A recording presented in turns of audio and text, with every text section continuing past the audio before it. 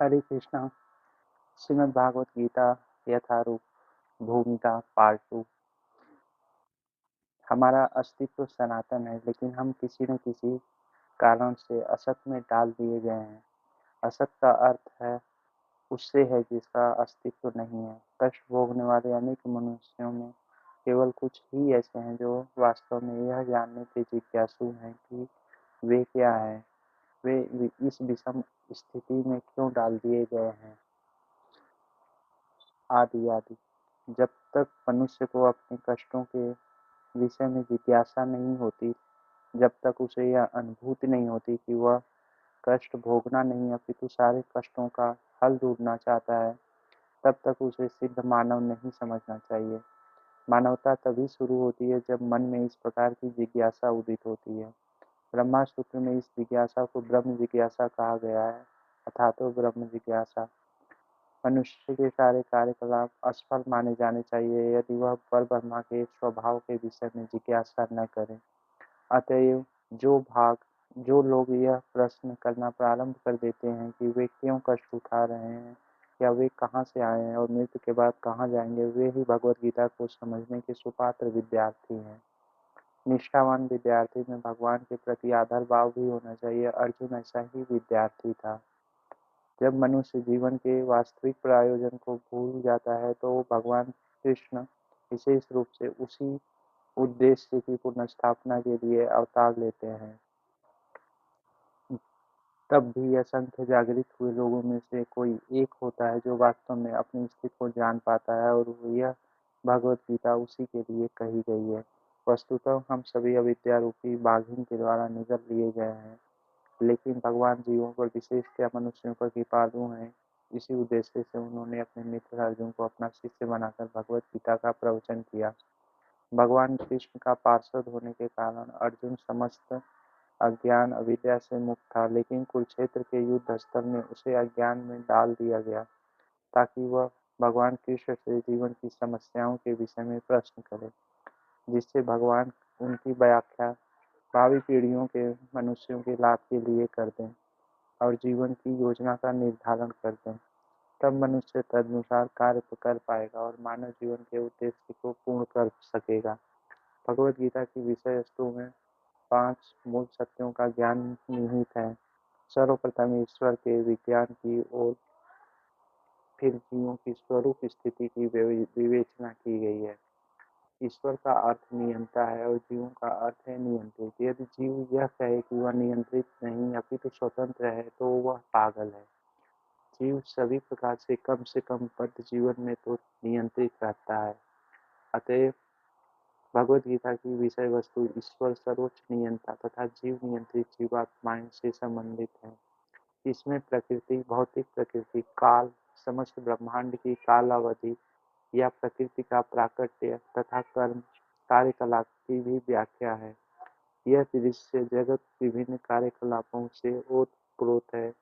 सारे जीव भिन्न भिन्न कार्यों में लगे हुए हैं।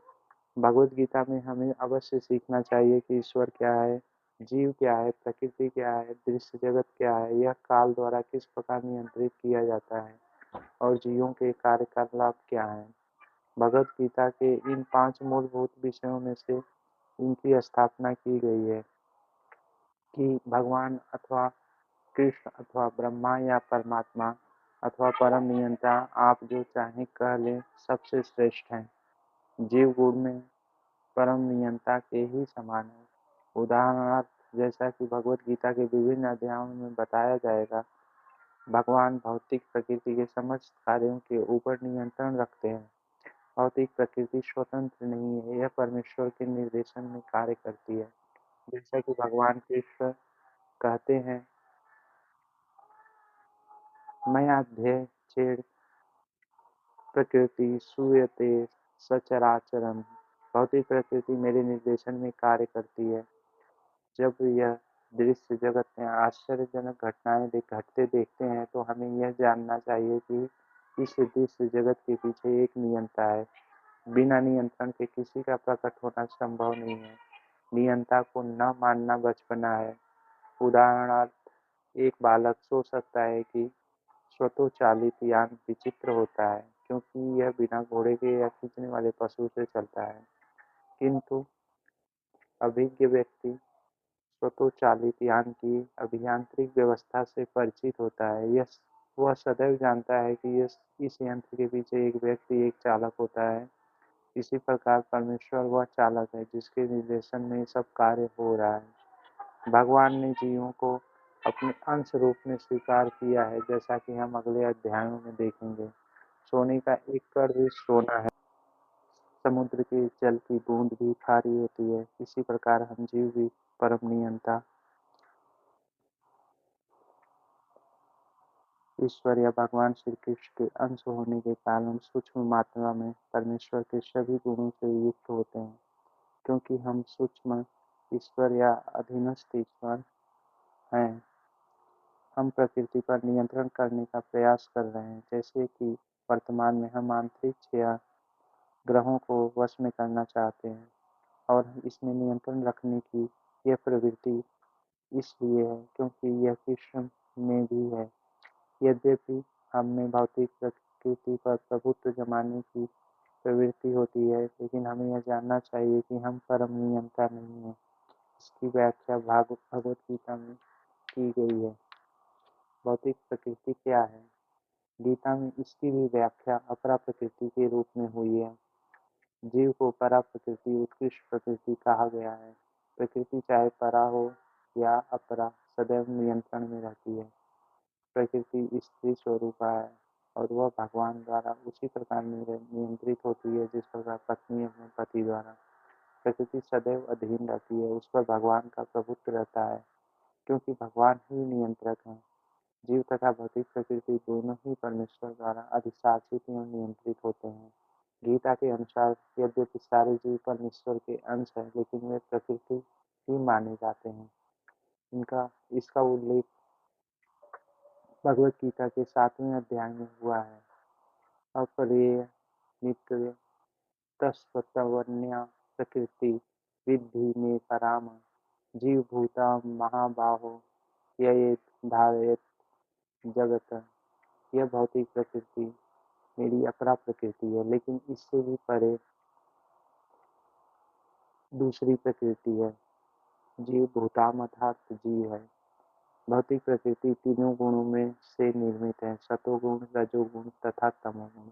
इन गुणों के ऊपर नित्य काल है और इन प्रकृति के गुणों तथा नित्य काल के नियंत्रण एवं संयोग से अनेक कार्यकलाप होते हैं जो कर्म कहलाते हैं। यह कार्यकलाप अनादिकाल से चले आ रहे हैं और हम सभी अपने कार्यकलापों कर्मों के फलस्वरूप सुख या दुख भोग रहे हैं। उदाहरण मान लें, मैं व्यापारी हूँ और मैंने बुद्धि के बल पर कठोर श्रम किया है और बहुत संपत्ति संचित कर ली है। तब मैं संचित संपत्ति के सुख का भोगता हूँ। किंतु यदि मान लें कि व्यापार में हानि से मेरा सब धन जाता रहा, तो मैं दुखों का भोगता हो जाता हूँ। इसी प्रकार जीवन के प्रत्येक क्षेत्र में हम अपने कर्म के फल का सुख भोगते हैं या कष्ट उठाते हैं। यह कर्म कहलाता है। ईश्वर, जीव, प्रकृति, काल तथा कर्म, इन सबकी व्याख्या भगवत गीता में हुई है। इन पांचों में से ईश्वर, जीव, प्रकृति तथा काल शाश्वत है। प्रकृति की अव्यक्ति या अस्थायी हो सकती है, परंतु यह मिथ्या नहीं है। कोई दार्शनिक कहते हैं कि प्रकृति की अभिव्यक्ति मिथ्या है, लेकिन भगवत गीता या वैष्णव के दर्शन के अनुसार ऐसा नहीं है। जगत की अभिव्यक्ति को मिथ्या नहीं माना जाता, इसे वास्तविक किंतु अस्थायी माना जाता है। यह उस बादल के सदृश है जो आकाश में घूमता रहता है, यह वर्षा ऋतु के आगमन के समान है जो अन्न का पोषण करती है। ज्यों ही वर्षा ऋतु समाप्त होती है और बादल चले जाते हैं, त्यों ही वर्षा द्वारा पोषित सारी फसल सूख जाती है। इसी प्रकार यह भौतिक अभिव्यक्ति एक निश्चित अंतराल में होती है, कुछ काल तक ठहरती है और फिर लुप्त हो जाती है। प्रकृति इस रूप में कार्यशील है, लेकिन यह चक्र निरंतर चलता रहता है, इसलिए प्रकृति शाश्वत है, मिथ्या नहीं है। भगवान इसे मेरी प्रकृति कहते हैं। यह भौतिक प्रकृति अपरा प्रकृति परमेश्वर की भिन्न शक्ति है। इसी प्रकार जीव भी परमेश्वर की शक्ति है, किंतु वे विलग नहीं है, अपितु भगवान से नित्य संबंध है। इस तरह भगवान जीव, प्रकृति तथा काल ये सब परस्पर संबंधित हैं और सभी शाश्वत हैं, लेकिन दूसरी वस्तु कर्म शाश्वत नहीं है। हाँ, कर्म के प्रभाव अत्यंत पुरातन हो सकते हैं। हम अनादिकाल से अपने शुभ अशुभ कर्म फलों को भोग रहे हैं, किंतु साथ ही हम अपने कर्मों के फल को बदल भी सकते हैं और यह परिवर्तन हमारे ज्ञान की पूर्णता पर निर्भर करता है। हम विविध प्रकार के कर्मों में व्यस्त रहते हैं। निसंदेह हम यह नहीं जानते कि किस प्रकार के कर्म करने से हम कर्मफल से राहत प्राप्त कर सकते हैं, लेकिन भगवद गीता में इसका भी वर्णन हुआ है। ईश्वर अर्थात परम ईश्वर की स्थिति परम चेतना स्वरूप है। जीव भी ईश्वर के अंश होने के कारण चेतन है।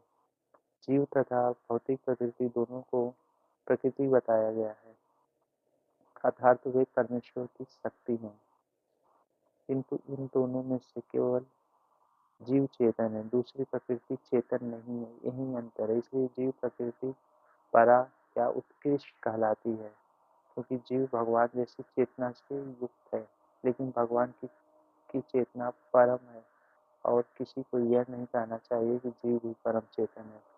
जीव कभी भी, यहाँ तक कि अपनी सिद्ध अवस्था में भी परम चेतन नहीं हो सकता और यह सिद्धांत भ्रामक है कि जीव परम चेतन हो सकता है।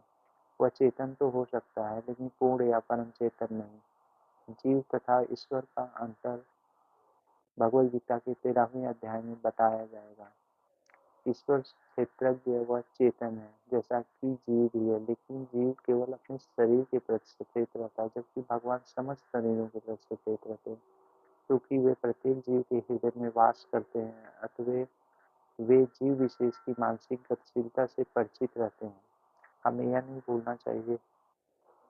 यह भी बताया गया है कि परमात्मा प्रत्येक जीव के हृदय में ईश्वर या नियंता के रूप में वास कर रहे हैं और जैसा जीव चाहता है वैसा करने के लिए जीव को निर्देशित करते रहते हैं। जीव भूल जाता है कि उसे क्या करना है। पहले तो वह किसी एक विधि से कर्म करने का संकल्प करता है, लेकिन फिर वह अपने ही कर्म की क्रियाओं और प्रतिक्रियाओं में उलझ जाता है। एक प्रकार का शरीर त्यागने के बाद वह दूसरा शरीर ग्रहण करता है।